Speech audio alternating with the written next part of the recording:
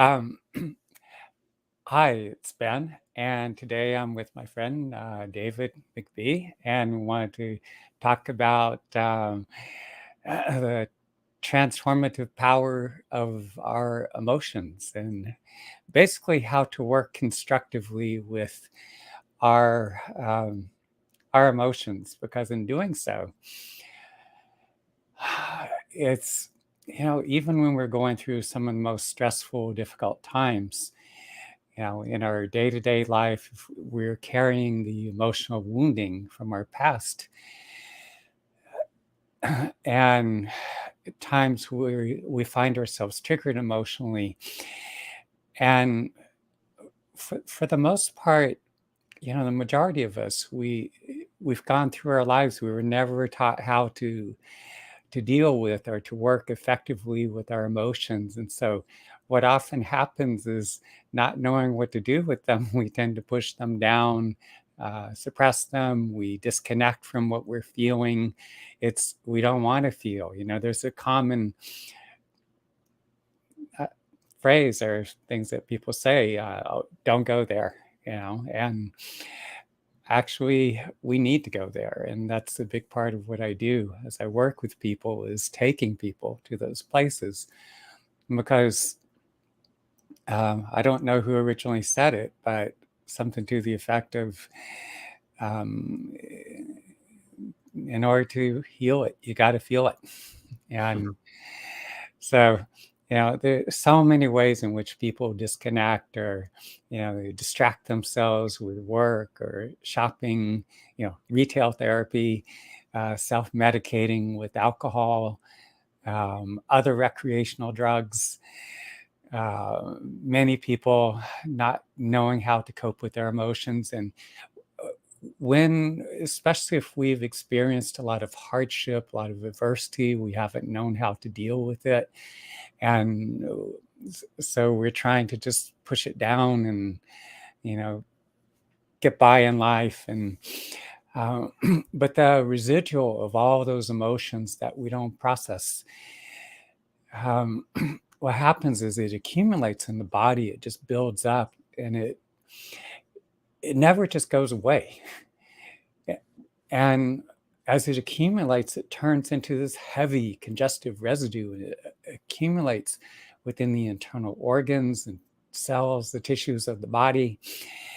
And that can, over time, result in some kind of physiological manifestation of illness of one form or another. It can, many people suffering from depression and anxiety. It's to a large extent. It's not always.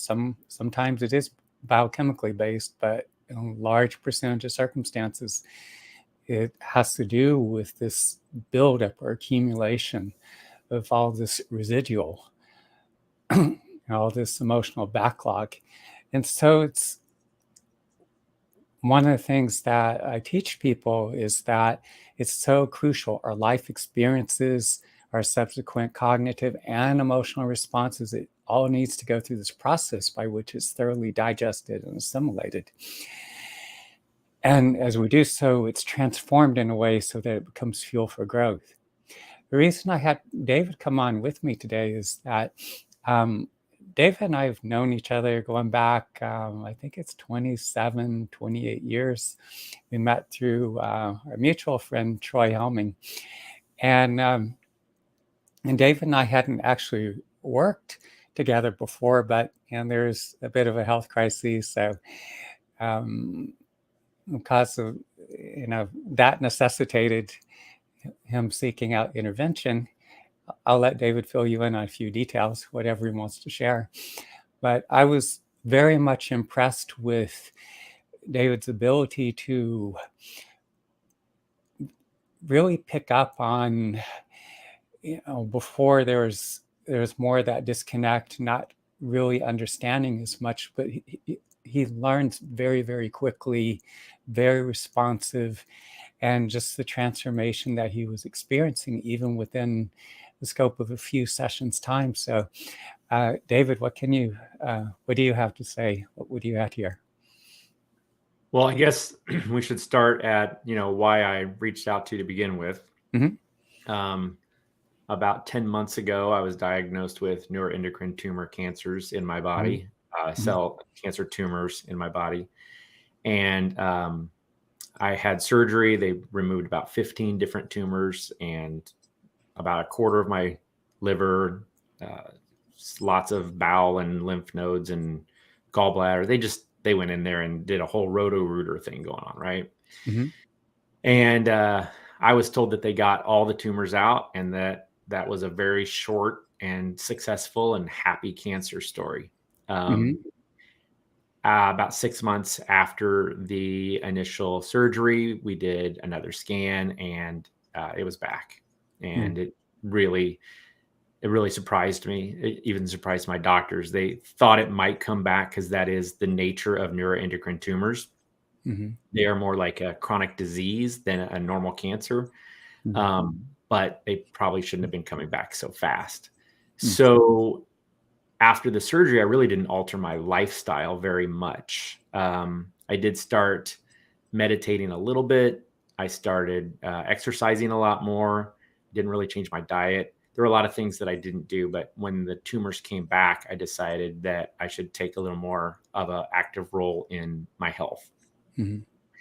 And that's when I read a book called Radical Remissions. And in the book of Radical Remissions, the author examines the lives of hundreds, maybe thousands of cancer patients who had what she calls a radical or a spontaneous remission, Mhm. where either Western medicine didn't work for them at all, or it didn't do what it was supposed to do. Like in my case, it worked, but didn't quite get there. And so they adopted these 9 different things. And one of them, and I won't get into all 9 of them, but one of them was seeking out alternative healers. Mhm. And I've stayed in touch with Troy all these 28 years. And you actually did do one session with me back in the 90s. I don't know if you remember it or not, but I was young and stupid and thought the whole thing was hogwash. I just like, this Uh-huh. is silly because I didn't know what was going on. I didn't know anything about the energy centers of the body. I didn't understand energy healing. I was in my 20s and just thought I knew everything. So I, Uh-huh. of course, just thought it was a silly thing that Troy was doing. And the fact that you have been doing it all these years and Mhm. that you so effectively prolonged his mother's life when she was diagnosed with cancer. I think if I'm correct, Troy told me that her original prognosis was 2 years, Yeah. and with your help, she lived another 20 or 12. 15, 12. 12. Okay, Yeah. 12. So that's a lot more than 2, right? Way Uh, more. and so I don't love the prognosis that my doctors have given me, but if Mhm. I could get 10 times the prognosis, and that meant swallowing my pride and trying something that I don't completely understand, Mhm. then I was all for it. And so that's when I reached out to Troy, and he said he had still working with you, and you and I got in touch. And of course, we spent 3 days together last month, Mhm. and it was absolutely transformative for me. Mhm. Will I know if it made an actual impact on the actual tumors themselves? I think, well, I get another scan in about 3 weeks, and fingers crossed, the tumors will have not grown, shrunk, or possibly disappeared. That'd be fantastic because there are other things that I'm doing, including supplements and spiritual connection and all those things. Um, but even if that's not the case, I still feel like the time you and I spent together was absolutely incredibly valuable to my mental health and to my physical health. So you and I will continue to work together. Mhm. And if it has an impact on the cancer, yay. If not, it's still valuable to me in more ways than I can count. Yeah.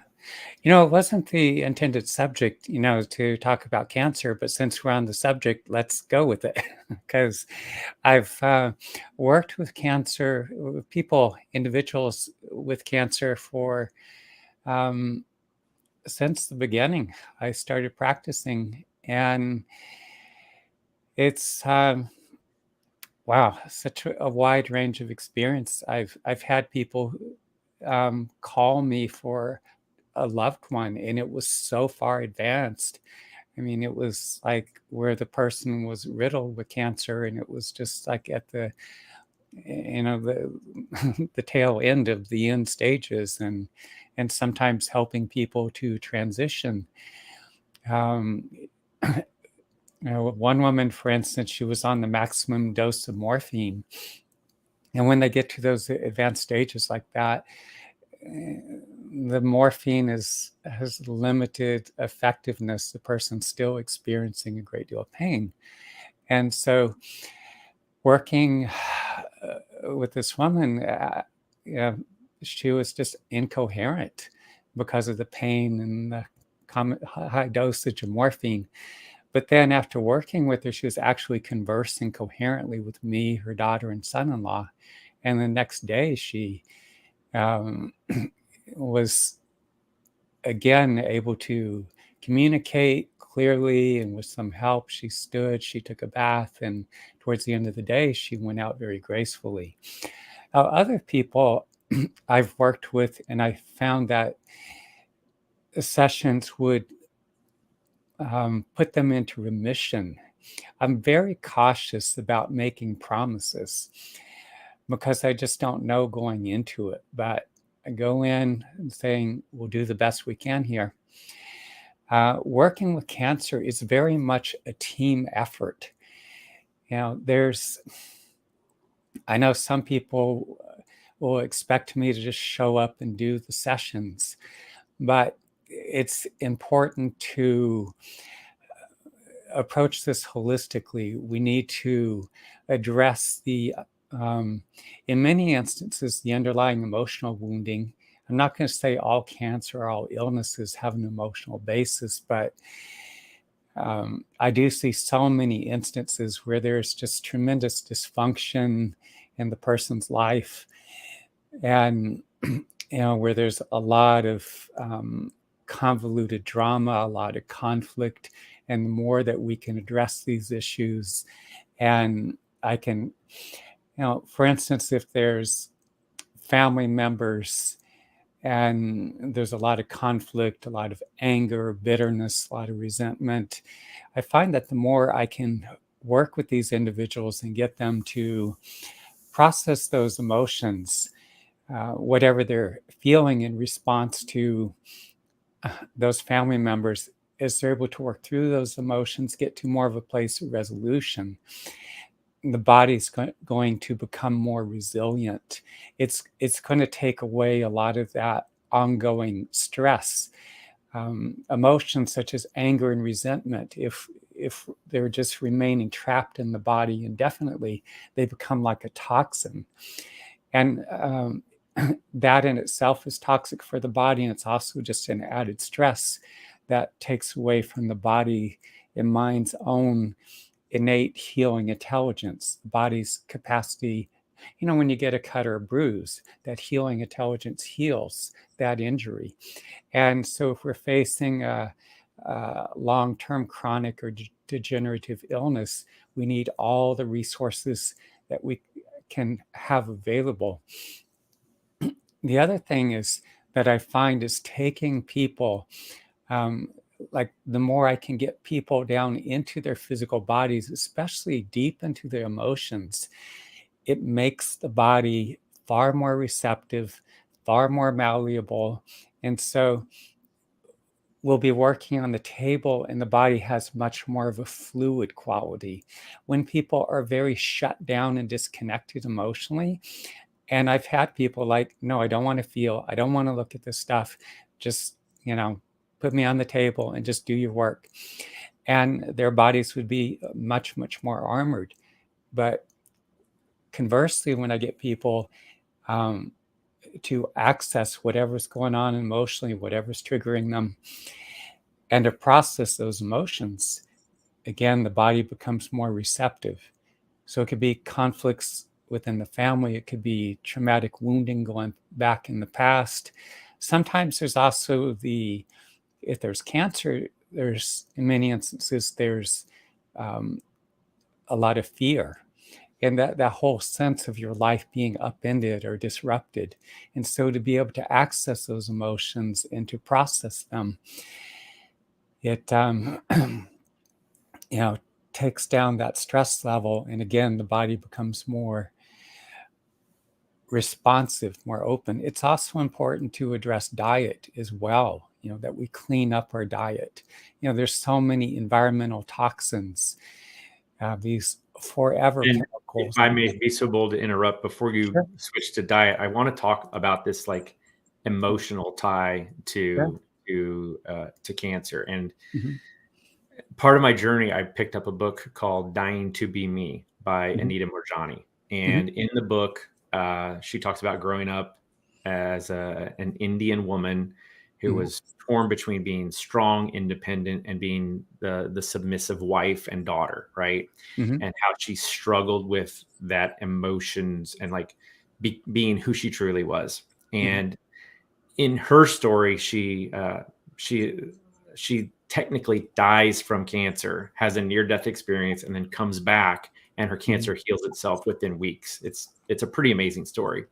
Hmm. But the takeaway for me from that was she truly believed that her cancer was caused by the stress of not being herself, of being caught in those two worlds of Western and Eastern, female independent or female submissive, right?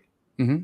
So I started really examining my case and asking myself, is there a possibility that I've had something emotional happen to me that maybe triggered my cancer? Now, neuroendocrine tumor cancer is a genetic mutation, Hmm. but genes can be turned on and off by a million different things, by diet, by environment, by emotional uh, instances and stress and anxiety.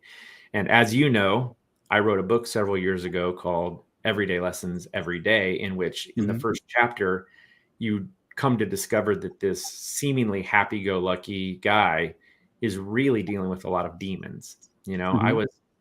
I can't look back and say that I had trauma as a child. Yeah, my parents split up when I was 17, and maybe I'm suppressing something there, but I feel like I dealt with that okay, and it turned out all right. But but I definitely had a lot of anger and pent up frustration. Like the Hmm. littlest things would set me off, Hmm. and I tried to deal with all of that by reading self-help books and changing my positive mental attitude and my self-talk. And I think what I did was I like swallowed up all that anger and just held it inside of me Hmm. and presented this positive version of myself to the world. And so now, two things. Number one is I don't get that upset over stuff anymore. I mean, I've read the book Don't Sweat the Small Stuff 50 Hmm. times, and I tried to live by it. But once you get a cancer diagnosis, everything else is really small stuff. The like today, I was recording a podcast and the recording didn't go well, and I had to redo the entire thing. And in the past, that would have just infuriated me. Now I'm just like, it's not cancer. Hmm. So I can deal with the little stresses at work so much better. And at the end of the day, I feel like that may be the key to my healing, is not suppressing my frustrations and my anger and my OCD. Like that's, I believe, will help my mental health. And in turn, my fingers crossed, that will have a positive impact on my physical health as well. Hmm. Yeah, one of the things that I've noticed in so many instances, like when we're younger, we have this. I'll just refer to it as this structure, and part of it's like a defensive armor too.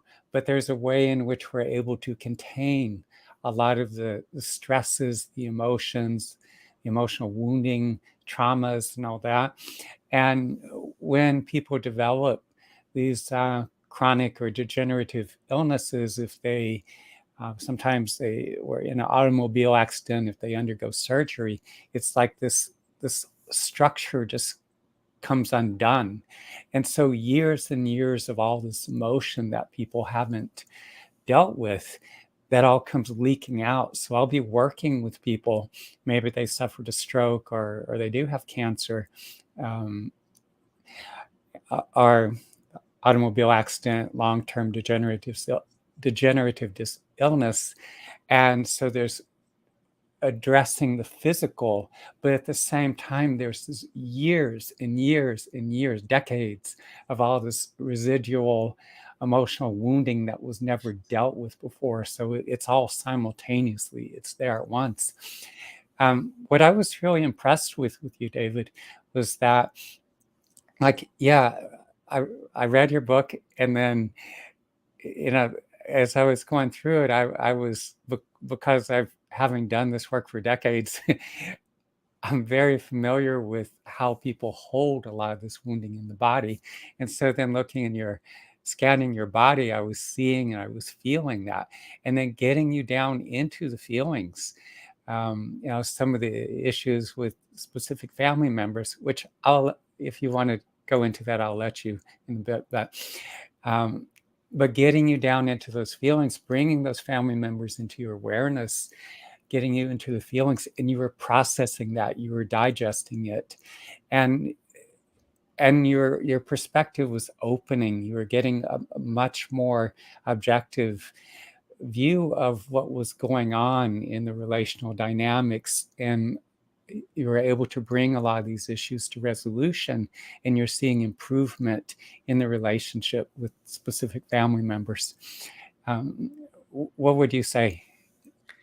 Yeah, I think generally speaking, as human beings, when we have like a negative interaction or we're struggling with another person in our lives, whether it's a family member, usually it's a loved one, Mm-hmm. you think to yourself, oh man, he does this all the time, and that's so irritating to me. Mm-hmm. And he does this, and he does this, and oh, he does this, and I hate it when he does that. And you kind of go down this really dark path, and you allow yourself to do this mental exercise that just goes darker and darker and darker.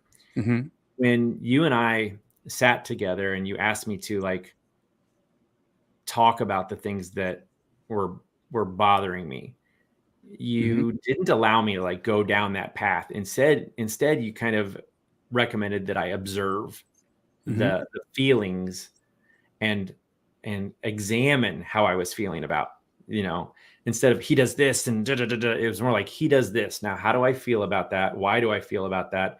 And the funny thing is, instead of it going down, down, down, down, down until I'm just furious at someone who just left the toilet seat up to start with, and it went, and move out of my house, right? Yeah. And yes, I'm implying some things about my son, but without going into too much detail. And we don't even share a same bathroom, so that's I made that up. But anyway, it more like this. It went down, and then I kind of examined it, and then I looked at it with a perspective of why is this bothering me so much, and then it kind of came around and back up the other side to I'm so proud of this kid. Mm-hmm. College didn't work out for him, but he's working full time. He comes home and helps with the dishes, and like all the positive things started kind of bubbling up to the top. And we didn't even talk about it. You just made me sit there in silence for 10 minutes, which is so painful to some people, It's one thing to sit and meditate alone. It's another thing to sit and meditate with Ben Ufana just staring at you like, but it would come around full circle.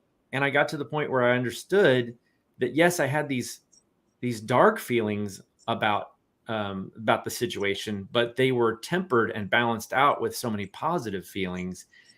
And I don't know if that was just the magic of the setting or being with you or the exercises that you forced me to do, but it allowed me to come home from that trip, talk to my son in a positive manner, and share with him not just the things that were kind of irritating me, but also the things that I was super proud of. So I was able to give him a lot of positives and negatives in the same conversation.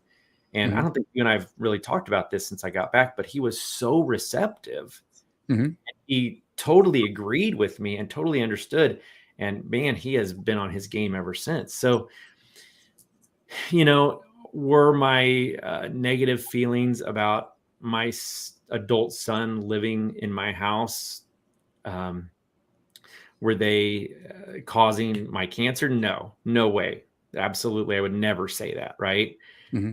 Could the way I was dealing with them have triggered some things in my body along with a million other things that I was dealing with? Maybe it might've been part of that whole recipe for disaster. But now I know, now I have tools, thanks to you, Mm-hmm. for dealing with those things in a much healthier manner. And I feel like I feel lighter. I feel cleaner, more transparent with my emotions. So, yeah, even before I laid down on your table and you did whatever it is you do, which I still don't completely understand, that hour and a half we spent together just talking was incredibly powerful for me. Mm-hmm. Yeah. As we do practice, I have my own eyes closed and I'm going into state, getting into my own body, my own physical sensations, my See, own I wish I feelings. had known that, because I had my eyes closed and I just imagine you going, No. when's he gonna No. be done? Yeah, I act as a conduit as I work with people. So as I again go deeply into my own um, physical sensations, feelings, get into my own physical body, I draw other people in my proximity deeper into their bodies. And it's, I think so much of it is our conditioning because we've grown up in societies where there's a cultural repression of emotions.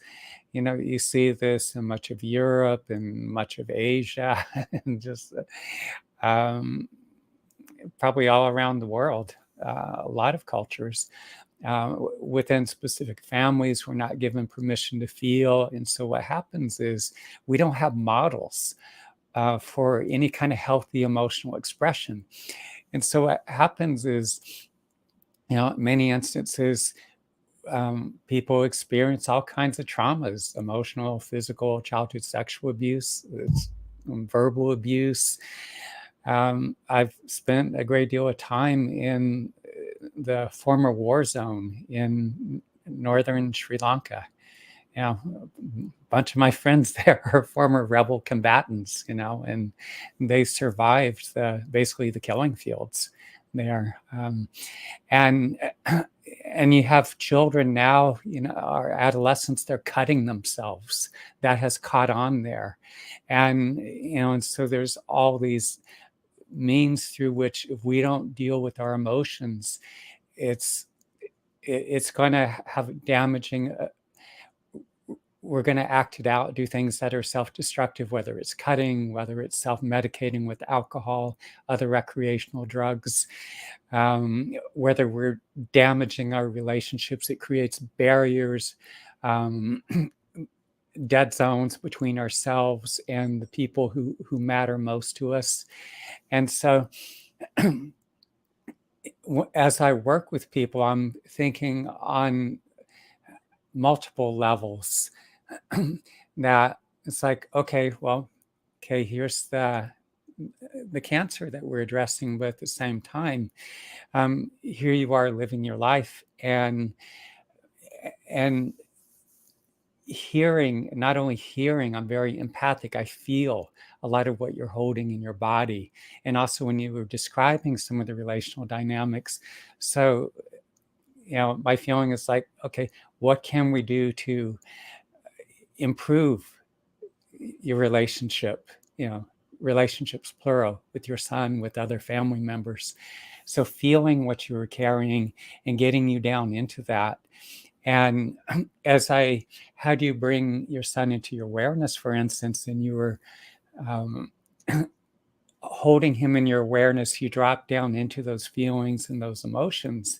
And as you're breathing with that, you started to process, you started to digest those charged emotions, and that was opening up your perspective so that you could see your son more objectively, and you were seeing and being able to appreciate the parts of him that where he does contribute, where he does make a difference. And also I see within many people that I've worked with, I've found this really amazing. Like, I've worked with many parents where maybe their son or daughter was acting out in whatever way, and either substance abuse or not performing well in school, just flailing.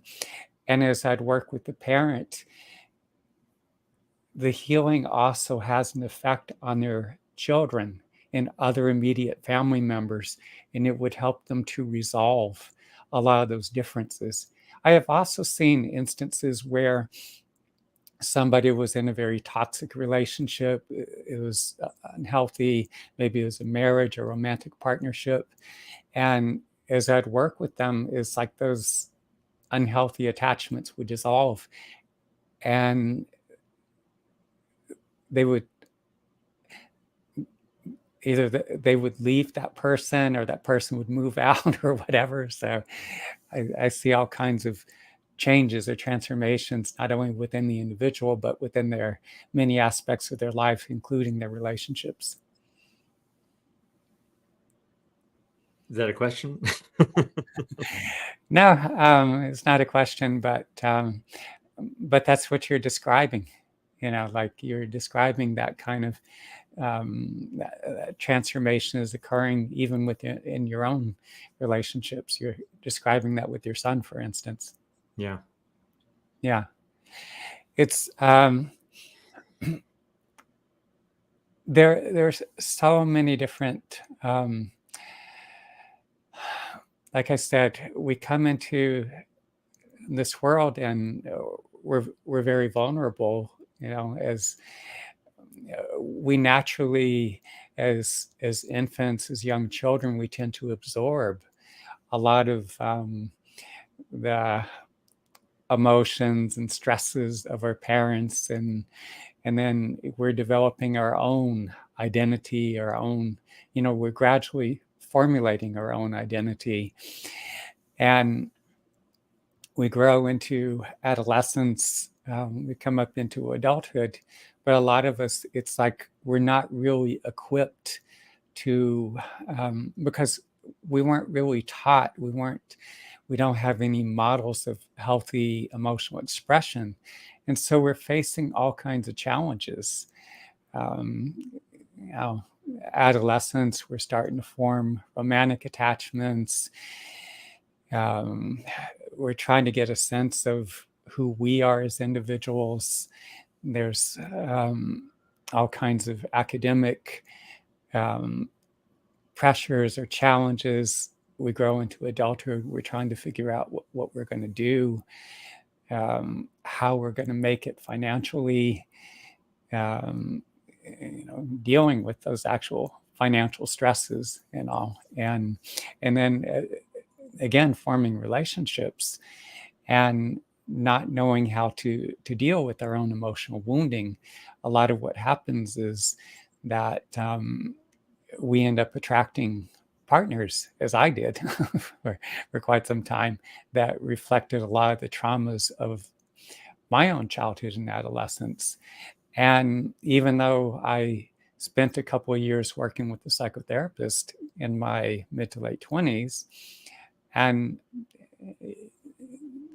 she did help in many ways for me to gain an intellectual understanding, but it wasn't actually healing those deep emotional wounds. And so in my case, I found I kept attracting the same type of individual and reenacting the same patterns within my intimate or not so intimate relationships. And so it was just instinctively, I had a sense that I needed to dive into the depth of the pain. And somehow I knew to just immerse my awareness, center my awareness in the depth of all those overwhelming emotions I was experiencing at the time, and I would breathe softly and deeply. And that began the process through which I began to break down or dissolve those unhealthy attachments. But I also had to combine the practice with, for instance, how you came to me. At that time, there were some other gifted healers I got to work with. And because there were so few of them, I having trained with the traditional Native American doctor, part of the training that we go through involves going out to fast alone in the mountains for 4 days and nights, no food and water. And so I initially went just thinking that, okay, I'll develop like my mentor, and that has happened to a large extent. But what I didn't know or understand or realize at the time was that I was going to bring a lot of the traumatic experiences that I had gone through. It brought that up. Um, there are times it was like a near-death experience where I would have portions of my life flashing before my eyes, and I would be reliving those experiences. And then all those highly charged emotions were coming up. It's like I was reliving the experience, having the emotions come back. And I find it's so crucial as well. A lot of the what people are doing, in their attempt to heal and turn their life around, either they're doing therapy and a lot of the self-help literature or content on YouTube. And there are some very good strategies. There's some a lot of good information that can be very helpful. But the problem is with so many people is that they're not really accessing the underlying emotional wounding. And so there's this idealization of what they want to be. They're employing the strategies to the best of their ability, but there's still a lot of hurt underneath. There's still a lot of anger. There's feelings of inadequacy or defectiveness. As we hold that wounding, it's, you have the part of us that would say our conscious mind that says, okay, I want to do differently. I want to improve my life. This is the person I want to be. This is how I want to live. And so with this part of ourself, we're striving to the best of our ability to affect change in our life. But as long as we carry this emotional wounding, and often what happens is we resist these parts of ourselves that are hurting, these parts of ourselves that maybe hold a lot of anger, resentment, say, no, I shouldn't feel that. That's not the person I want to be. But we don't allow ourselves to really be present with these wounded parts of ourselves. But the parts of ourselves holding these emotions, like, okay, say you have your conscious mind, which would be very limited, like the size of, small. And then you have the subconscious would be like vast in comparison. And the subconscious has far more power. It's vast in proportion to the, what we identify with our conscious mind. But it's through our feelings, our emotions, our bodily sensations that we're able to access the subconscious mind, where a lot of this emotion is held, where it's trapped in the body. And as we're able to process a lot of, or digest a lot of these emotions. So if we're being triggered emotionally, it's triggering anger, feelings of resentment. If there's feelings of inadequacy, that you're defective or unlovable, which a lot of us hold a lot of these emotions inside of us.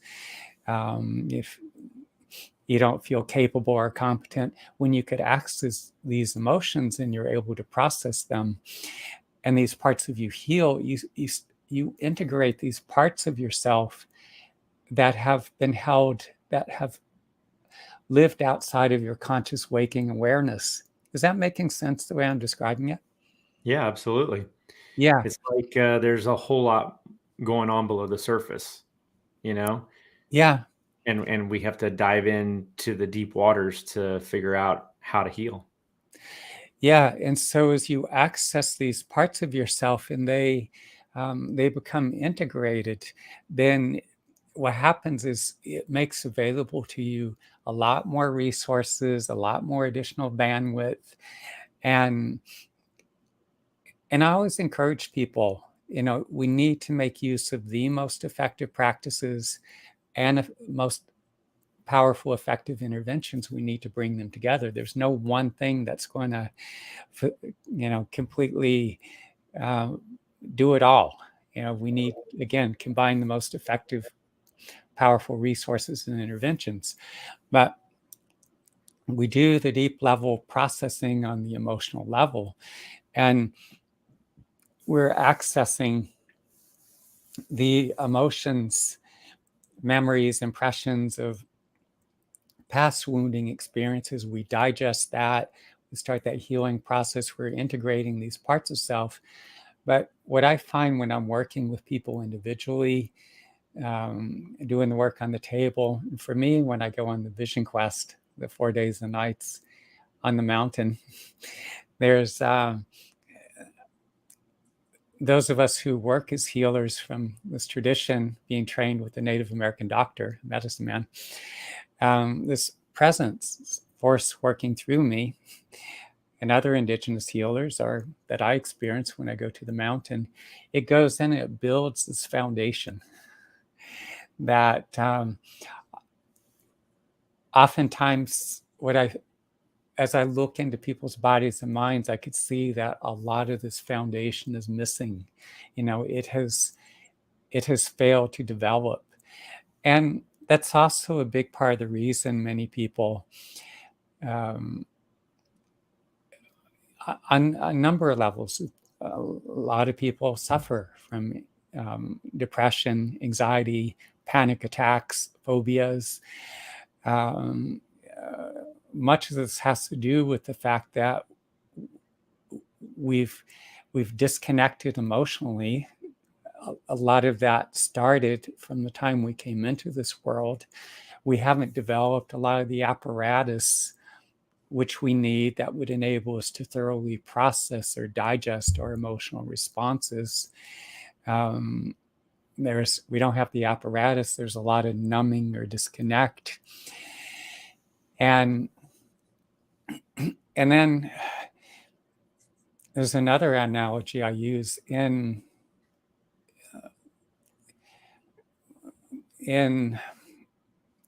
you'd see photographs of, I don't know, like maybe like earlier part of last century or something, where they used to bind women's feet in Japan and parts of China. And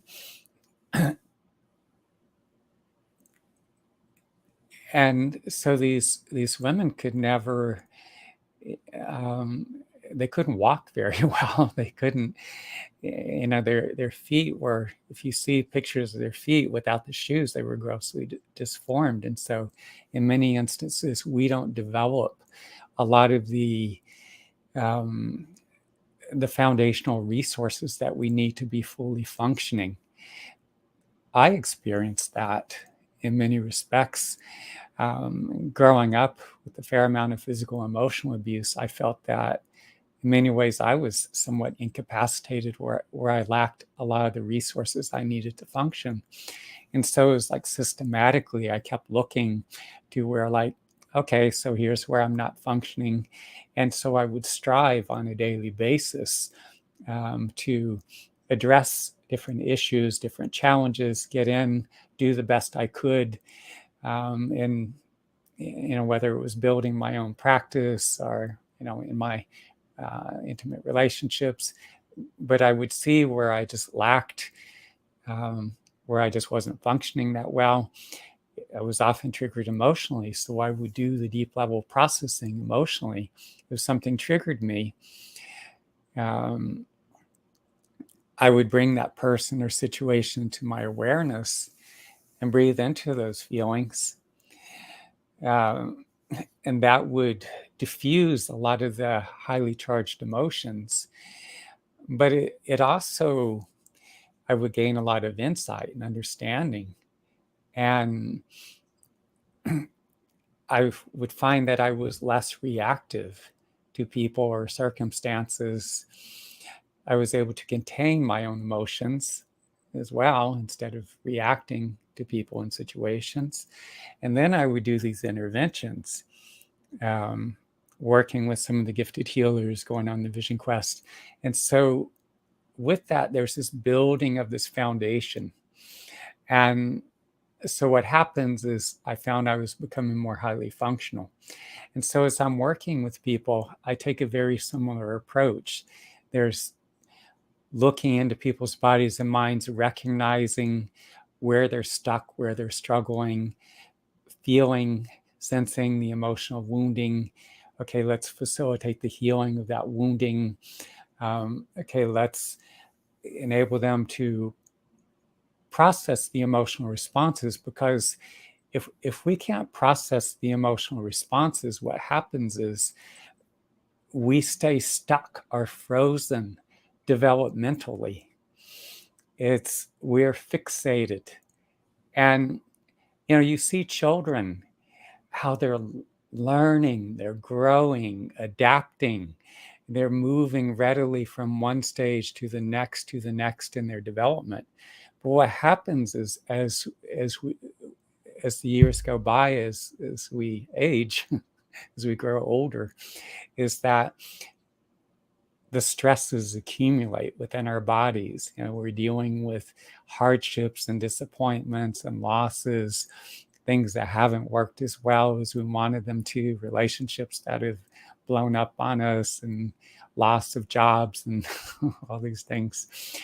And when we internalize a lot of that, a lot of the emotions that don't get processed, and that's what happens when we don't digest our experiences and our subsequent emotional responses, and also the emotional wounding from the past, when we internalize that, and it's a lot of times it's like this wounding, like an infection. If we don't treat an infection, it just grows.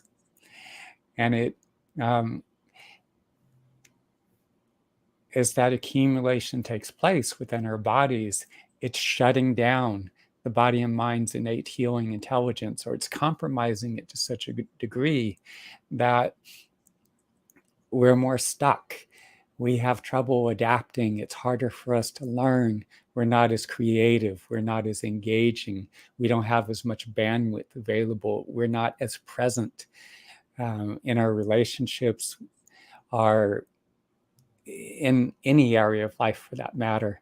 And so what happens is the more that we're facing different challenges, and it triggers us emotionally, and the more we could acknowledge what's happening and how we feel in response to it, and go into those emotions and thoroughly digest them, and then it frees up a lot of that restriction. We become more flexible, and so we become more objective. We see other approaches. At times, one doorway is closed. Okay, we see another doorway open, or we see a different approach to a person or situation or issue that we're struggling with. And so it brings about this flexibility within ourselves. increases our ability to adapt to people, circumstances, situations.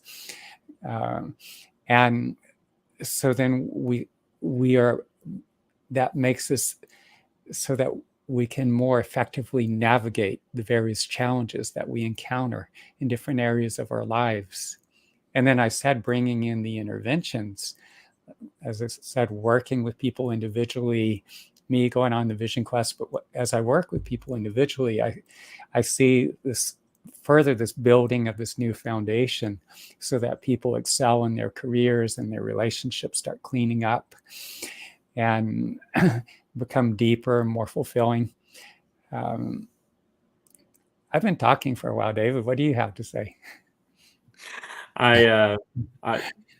You have a lot to say. You are an intelligent man sharing your wisdom with the world. So I'm just trying to stay out of your way and let you do that. But I mean, you're right. It's almost an hour now. So if you have any last questions for me before I have to go, now's the time. Shoot. Wow. Almost an hour. Wow, that's right. Let's see. What did I leave out or forget? What continuing changes are you seeing in terms of like how you're either in your relationships or just how you're what's going on in life in general, your work and how you're approaching life and all that before we wrap? I would Anything to add? Yeah, I guess I would just say that I'm way more in touch with my emotions as I'm able to observe them. Mhm. And I never really thought, I always thought meditation was a little granola, Uh-huh. but it has been probably the most important thing that I have added to my daily routine over the last 10 months. It Mhm. absolutely centers me. Sometimes I can feel myself just getting amped up, and it could be work. It could be just like, we were planning a party, my Mhm. daughter's graduation. We were planning the party and decorating the house, and I just felt myself getting like overly stimulated. And I just took my time and adding breathing and meditation to my life actually has been so incredibly powerful. So, and there's another book out there. I read it many years ago called 10% Happier, and it's about a news reporter who discovers the power of meditation, and he feels like it made his life 10% better. Made him 10% happier. That's his shtick. But I gotta say, it is way more valuable than people give it credit for. So that's Mhm. probably the most. That's kind of the thing I'd like to leave your viewers with. If they don't meditate already, that's something that can be an incredibly powerful asset. I think it also is important is the type of practice, because there are forms of meditation that uh, have their value, but a lot of times they take people away from their feelings and their physical bodies. And so the practices I teach have more to do with get you into your body, get you into your feelings, processing or digesting those deeply wounding experiences and actually moving through that. And so that there's more of a aliveness, more of a creativity emerging from within. And I can teach these practices over the phone, from no matter where you are in the world. You can reach out to me. The practices, meditation practices, are just one aspect of the process. I mean, there's the work we do on the table, which is what I learned from the traditional Native American doctor, which adds a whole lot more dimension. By the way, I do want to mention there's a chapter that that goes way into depth. It's like a little mini book, and um, it's called developing, or what is it? Cultivating resilience, the transformative power of our emotions. So there's a link that is posted with this video. be sure to download that chapter. And anyone who wants, you can reach out to me as well. As I said, I do work with people individually, remotely, and in person, both. I so much appreciate you joining me today, David, for your input. And anything else before we sign off here? No, thank you for having me as your guest. I appreciate you, man. Okay, very much appreciate you too, David. All right, bye-bye. Bye for now, everyone.